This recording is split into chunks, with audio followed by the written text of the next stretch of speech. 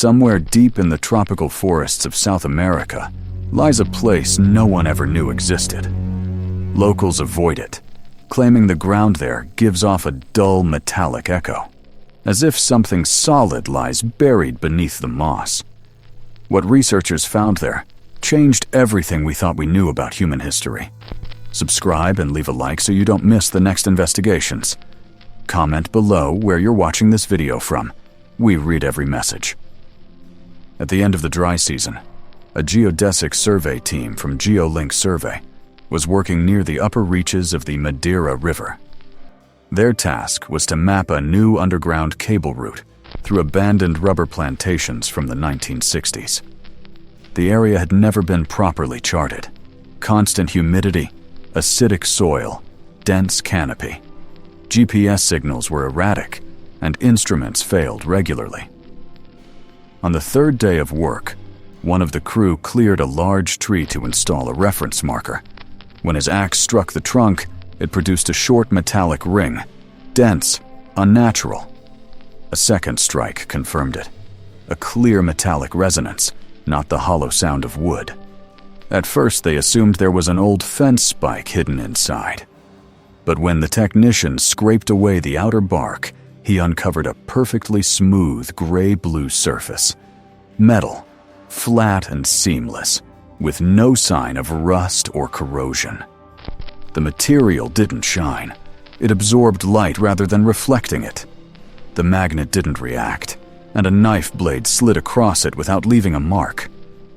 When the lead engineer activated a handheld electromagnetic detector, the needle trembled, faintly but steadily, as if some weak current pulsed beneath the ground. Helmet footage captured the scene, the knife cutting through bark, a line of light tracing the smooth surface, and then breaking sharply at a clean right angle, the corner of a precise rectangular shape. They drilled a sample core. At just 5 centimeters deep, the tool struck a hard obstacle. The threads came out coated in a thin gray dust, similar to oxide residue. Tree rings around the anomaly curved without interruption, as though the trunk had grown around the object for decades. Measurements indicated a diameter of about 90 centimeters. Ring count suggested an age of roughly 120 years. When the engineer logged the coordinates, the GNSS receiver suddenly began to drift. Accuracy fell from centimeters to 2 meters. Radio comms crackled with faint static. 10 meters away, the readings normalized. Back near the tree, the interference returned. Something invisible in the soil was generating a field. They expanded the clearing, removing more bark in an arc. The same metallic surface continued underneath, cold, dry, immaculate. Even as light rain began, water slid off it instantly, leaving no trace. One worker ran his hand across it, and later said it felt like touching glass with depth behind it. Not solid, but sealed. By evening, they had marked the area, photographed the site, and logged the anomaly in their report. Non-magnetic metallic structure. No tool response. Persistent electromagnetic background. Likely artificial origin. Before leaving, the operator made one last video sweep. His flashlight passed over the exposed section, and in the recording, the surface doesn't end where the bark stops. Beneath a thin layer of wood fibers, the same faint gray-blue sheen continues inward, following the curve of the growth rings. The tree wasn't hiding a piece of metal. It was growing around the edge of something much larger, buried far deeper than anyone could see. By the next morning, the discovery site had become the center of quiet activity. 2 trucks from the Regional Geological Department arrived before sunrise, carrying portable spectrometers, soil probes, and ground-penetrating radar units. The operation was officially logged as a pre-installation anomaly check, though none of the workers could explain what kind of anomaly they were checking for. They began by removing the surrounding brush and measuring the area with precision instruments. Under a thin layer of clay and decayed leaves, radar readings showed a cavity.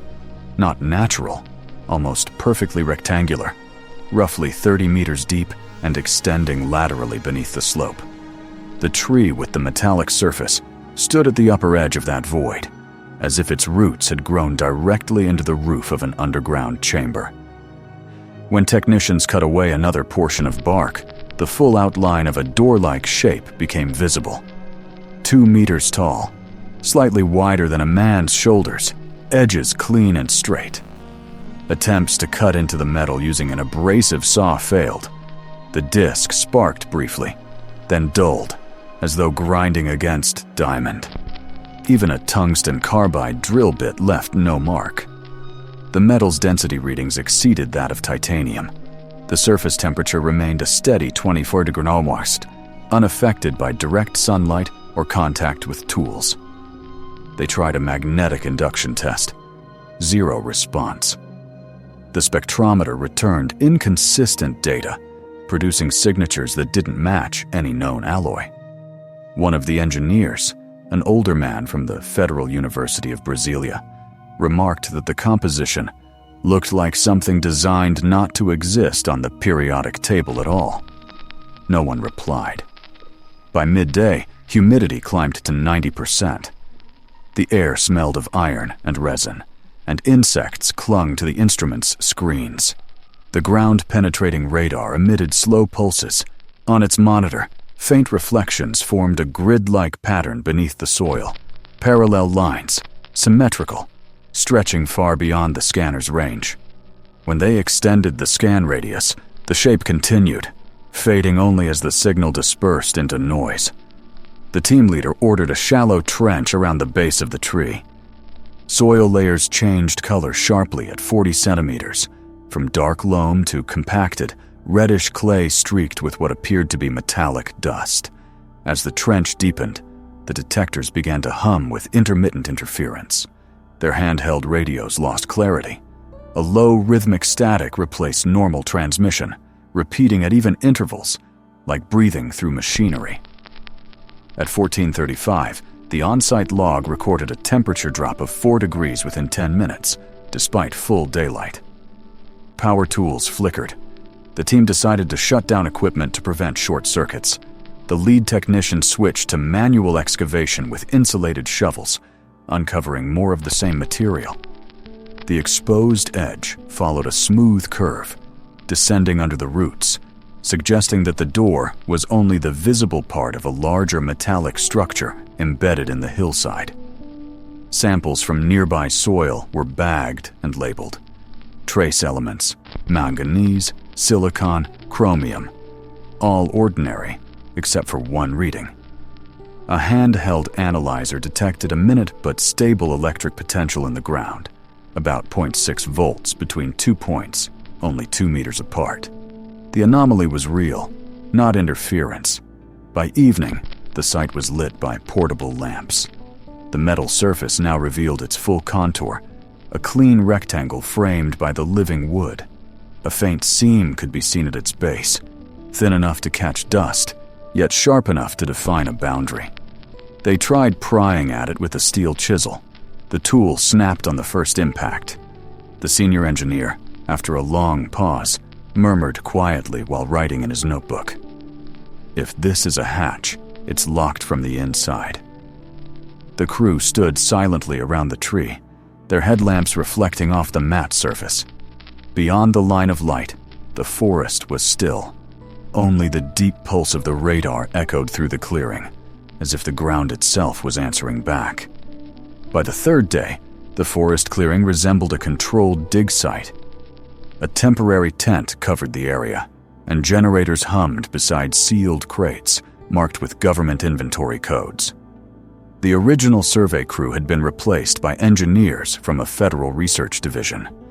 Their instructions were simple: expose the object, document its properties, and, if possible, open it. They began with heat. A portable thermic cutter was set against the upper edge of the metallic surface, its flame reaching over 2001 degrees. For 10 straight minutes, the torch hissed and roared. When it shut off, the metal was untouched, cool to the touch, as though it had absorbed nothing. The thermal camera showed no change in temperature. Next came a chemical solvent, an industrial etchant used in aerospace manufacturing. The solution ran down the surface and evaporated instantly, leaving behind a faint residue that later tested as inert dust. Ultrasonic probes followed, vibrating at hundreds of kilohertz to detect microfractures. The readings returned pure silence, no resonance, no echo, as if the material swallowed sound itself. Throughout the process, the surrounding forest grew quieter. Leaves near the excavation began to dry and curl despite the humidity. The tree that held the metallic door developed dark veins running up the trunk, the sap inside thickening and slowing. Sensors recorded a gradual decrease in soil moisture and a mild temperature drop within a 10-meter radius. That afternoon, an unmarked black helicopter appeared over the ridge. It circled twice, then landed half a kilometer away. Within an hour, a group of men in identical dark green uniforms arrived, claiming affiliation with the Ministry of Natural Resources. Their badges carried no names. They inspected the site, collected several soil and metal samples, and issued a verbal order. All excavation work was to stop immediately. The site, they said, was now under government jurisdiction due to unidentified subsurface contamination. The engineers protested, but within hours, the power generators were shut down, and the clearing was left deserted except for the sealed tent. The original team was told to return to the base camp for debriefing. That night, heavy rain covered the region. At dawn, one of the original workers, unwilling to leave without a proper answer, returned on his own. He found the site stripped bare. The equipment was gone. No tents, no crates, no lights. The ground was freshly leveled, as if swept clean. In the center stood only the stump of the felled tree, cut perfectly flush with the soil. Beneath the rainwater pooled in its center, a dull glint of gray-blue metal was still visible. He crouched closer and pressed his palm to the surface. It was warm now, faintly vibrating, as though something deep beneath the ground was awake and listening.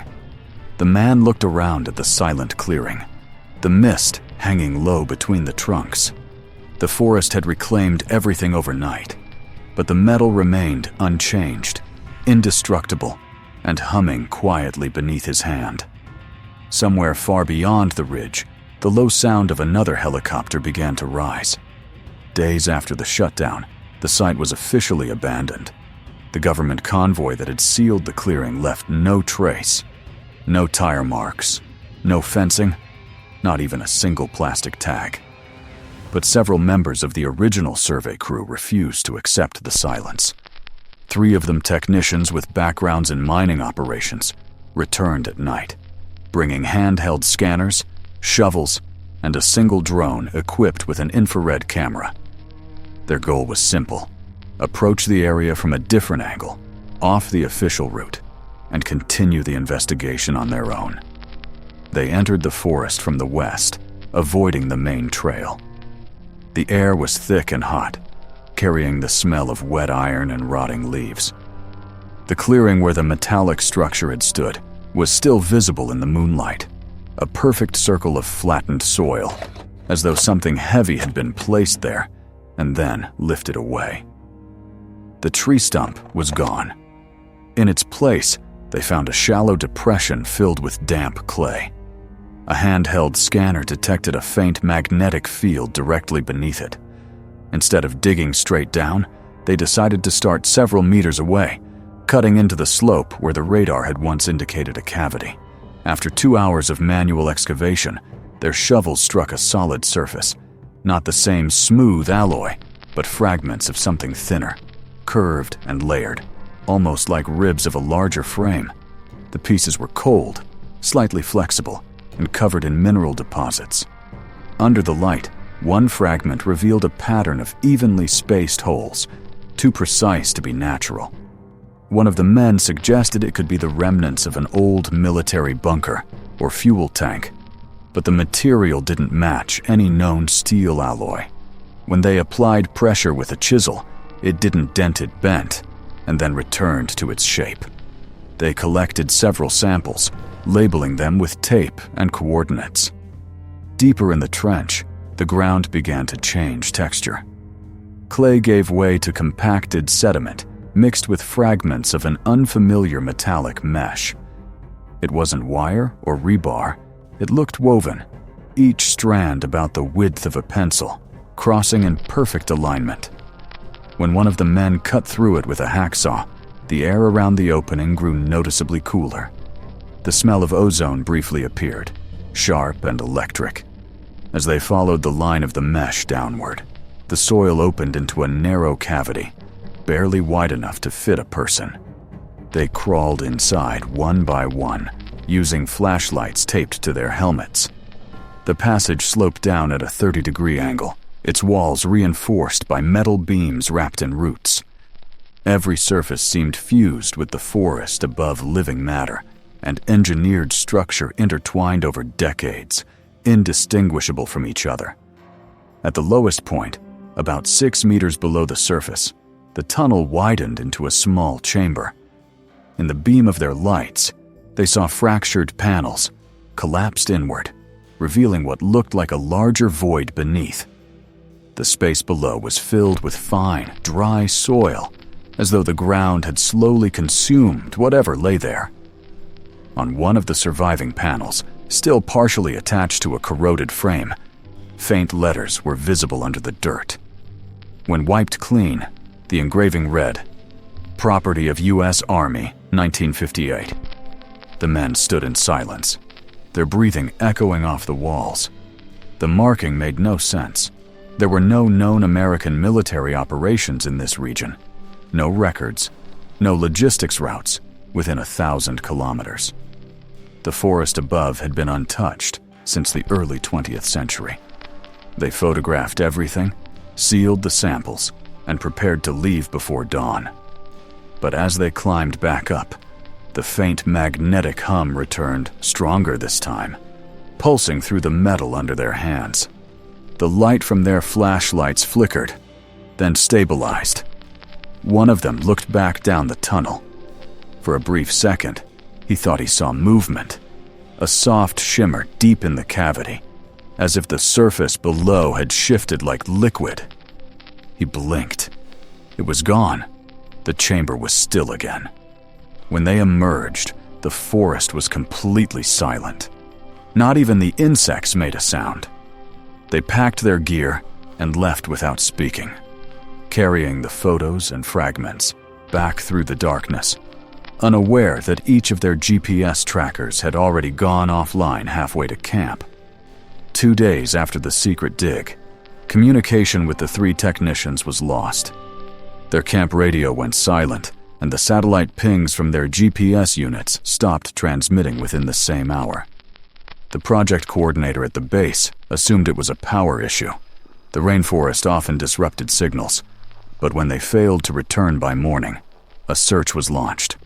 The first search team followed their last known route toward the excavation slope.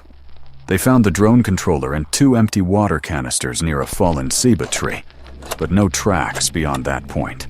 The ground, softened by rain, should have held footprints. Instead, the soil looked unnaturally smooth, as if the surface had been leveled or pressed flat by machinery. By midday, more evidence emerged.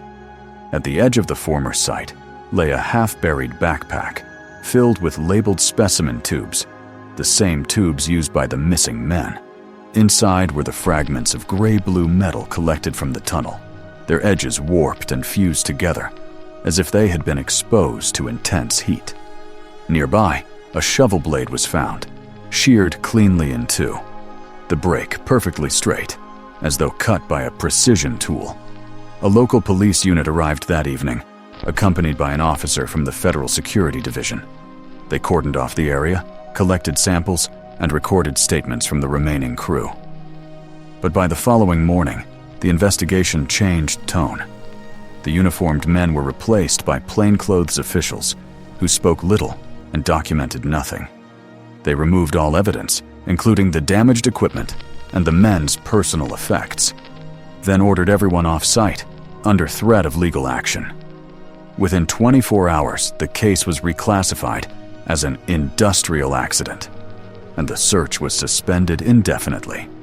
Officially, the technicians were declared missing due to environmental hazards and misnavigation. Yet the report's coordinates placed their last signal nearly a kilometer east of where the radar had detected the underground structure. Meanwhile, locals began reporting unusual activity. Trucks were seen entering the forest at night without headlights. Helicopters hovered low over the canopy before dawn, their navigation lights turned off. The following week, satellite imagery of the region appeared blurred. The specific sector containing the site was replaced with older photographic data, years out of date. Back at the base camp, the remaining crew noticed changes in the environment. Animals had vanished from the area. No birds, no insects, no movement in the undergrowth. Even the constant background hum of the rainforest seemed muted. When one of the men returned alone to the excavation site, he found it unrecognizable. The trench filled, vegetation replanted, soil regraded. The forest looked untouched, as if nothing had ever been disturbed. But in the exact center of the clearing, where the tree had once stood, the ground was darker, smoother, and faintly metallic beneath a thin layer of mud. He knelt, brushed it with his hand, and felt the same cold vibration that had haunted the first discovery. It pulsed once, steady, deep, mechanical, and then went silent again. When he looked up, the forest around him was perfectly still. It was as if the jungle itself had been reset, the surface rewritten. Among the original survey team, only one man continued to speak about what had happened in the forest. His name was Thomas Hale, a 37-year-old field engineer responsible for equipment calibration. He had quietly kept a fragment of the metal, a small piece that broke loose during the first drilling attempt, no larger than a coin. He carried it in a sealed sample tube, claiming it was harmless. No one else knew he had taken it until months later, when he began contacting laboratories and private collectors, looking for someone capable of identifying its composition.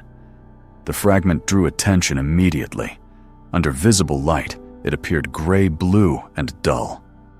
But when exposed to open air for several minutes, the surface began to shift tone, from cold steel to faint turquoise, as though the color itself was responding to oxygen. When tested under vacuum, the change reversed. No known oxidation reaction matched the behavior. Thomas mailed microscopic photos and measurement data to several research facilities across Brazil and Argentina. Most refused to comment. One materials scientist replied anonymously, advising him to stop pursuing it and destroy the sample. The email vanished from his inbox a few hours later. At the same time, his home Wi-Fi router began dropping connections every evening at precisely 23:17.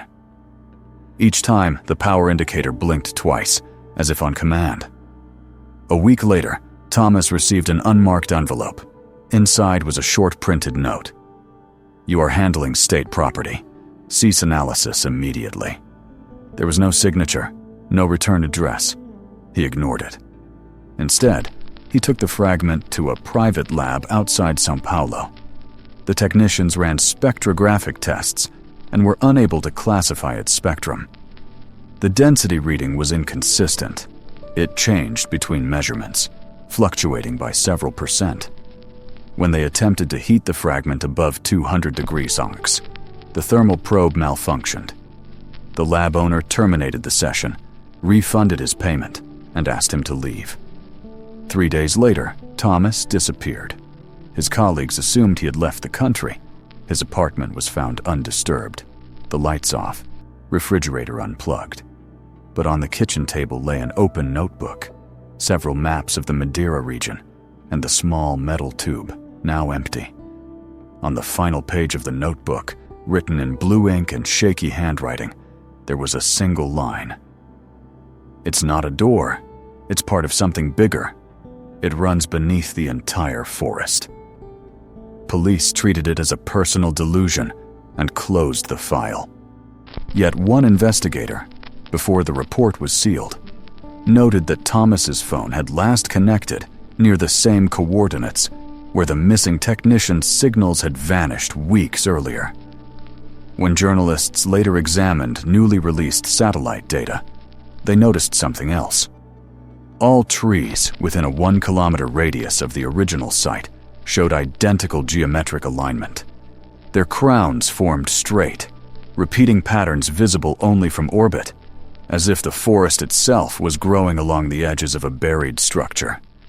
And in the center of that pattern, beneath untouched canopy, was the same hollow space, perfectly rectangular, faintly resonant, and darker than the soil around it. Within a month, the forest was gone. Satellite footage from early August showed dozens of clearings carved through the jungle, new access roads where none had existed before. The coordinates of the discovery site had been erased from public geological maps and replaced with a notation reading simply, "Restricted Environmental Zone." Residents of the nearest village, Serra Nova, reported the arrival of military trucks at night. No insignias, headlights off, canvas-covered cargo. The convoys moved in silence, escorted by 2 black helicopters that hovered without navigation lights. By dawn, a column of gray smoke hung over the tree line, but no one was allowed within 5 kilometers of the perimeter. Officially, the government later described the event as a chemical containment operation, following an underground leak from an old mining survey. The statement appeared once on a regional news site and was removed within hours. Every subsequent reference to the coordinates redirected to a blank map tile. A week later, a field analyst from a private weather satellite company noticed discrepancies in the imagery. Riverbeds had shifted, small roads realigned, and vegetation patterns duplicated, pixel for pixel. Digital cloning artifacts. The terrain data had been replaced. When he compared it to archived radar altimetry, the topography no longer matched reality. It was as if the entire section of forest had been rewritten.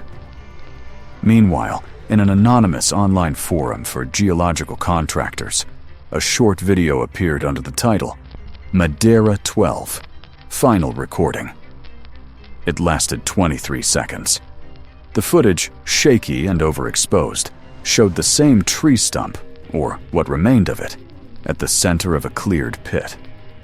Around it, men in white protective suits moved silently, attaching cables and optical sensors to the exposed metal. Then, without sound, the door, the same rectangular surface once embedded in the tree, shifted open by a few centimeters. Inside, there was nothing visible except darkness, a depth so black that even the camera's night filter failed to penetrate. At the 20th second, one of the men turned toward the camera, gesturing frantically to cut the feed. The image froze mid-frame. 3 seconds of static followed. Then a faint voice, distorted but clear enough to be understood, whispered from off-screen. "This isn't a door in the tree. The tree, it's part of the door." The video vanished the next day. Accounts that shared it were suspended. Backup archives of the clip showed corrupted timestamps, all metadata erased as if it had never existed. Weeks later, heavy rainfall flooded the entire region.